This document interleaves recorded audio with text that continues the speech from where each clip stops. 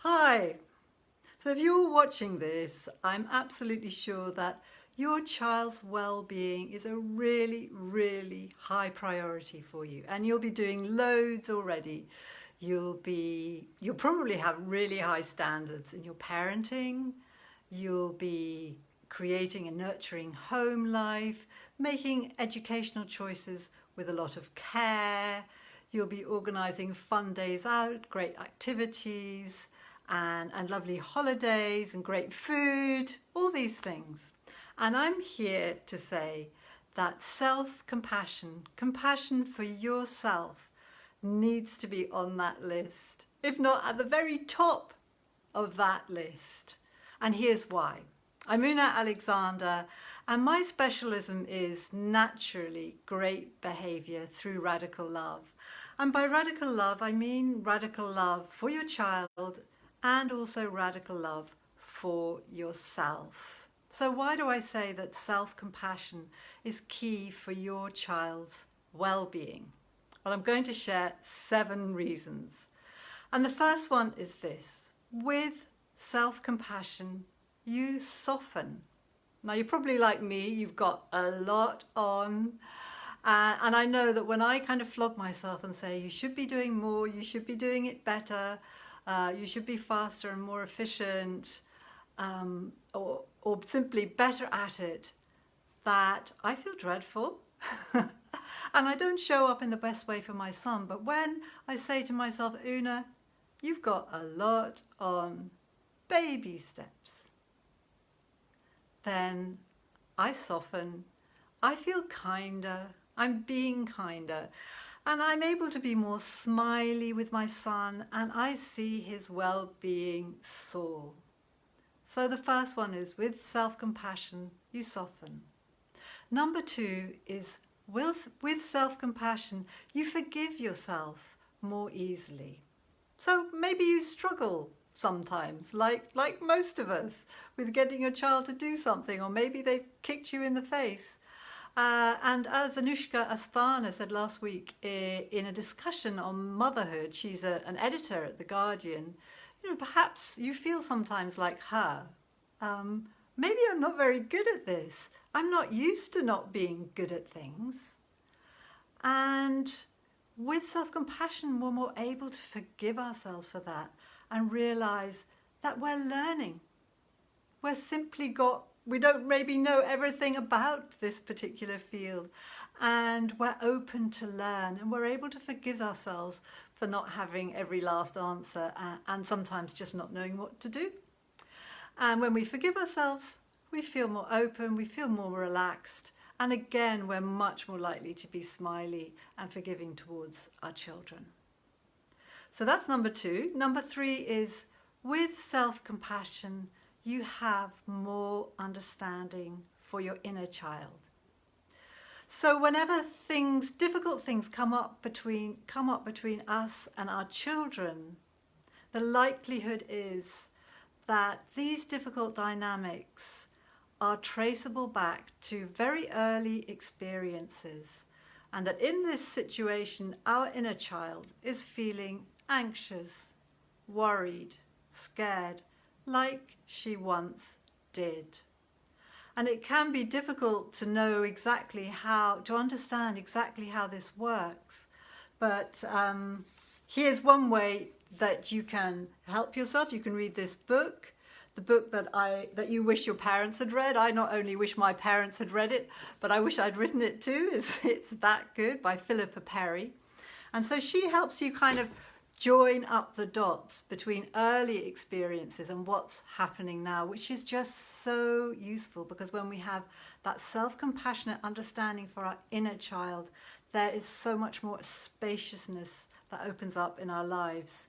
And if the book isn't enough and you want a little bit of hand-holding with this, reach out to me. This is the work, or at least a part of the work, that I do with clients to help them see how the seeds of present experiences and conflicts and difficulties lie in their childhoods. And this helps enormously and helps them to free themselves and helps the inner child to feel more comfortable and comforted.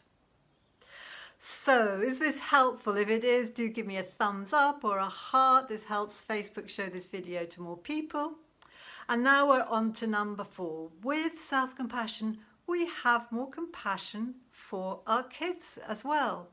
With self-compassion, we're less likely to see their behaviour as deliberately trying to wind us up or deliberately being rude. You know, that kind of thing. Instead, we see much more through to their heart. And we see how they're just trying to get their needs met. And when we see children in this light, when we have this kind of understanding, this means that they just feel so much better. They feel understood. And this enhances their well-being no end. So that's number 4, more compassion for our kids.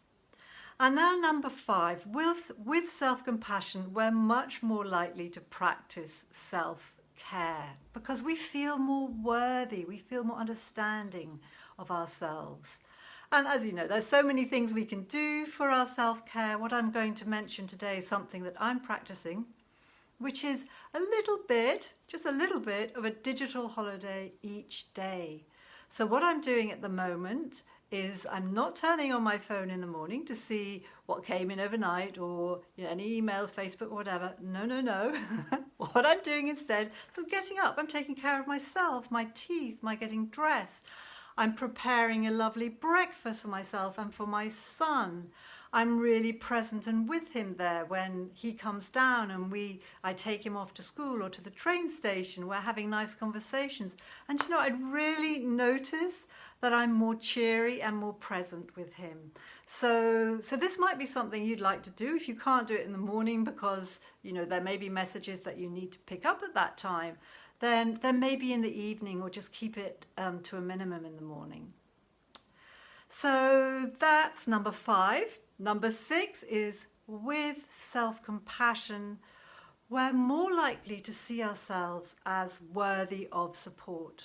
So who do you turn to for support in your life? Who's there to support you?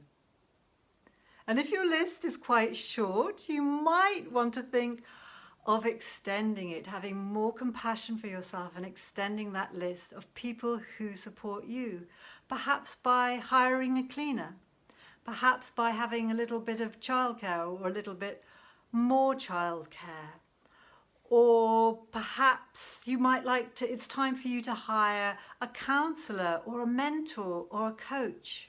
There are some amazing people out there who are able to help you find ways of having a happier, better experience in your day-to-day life that will enhance your child's well-being no end.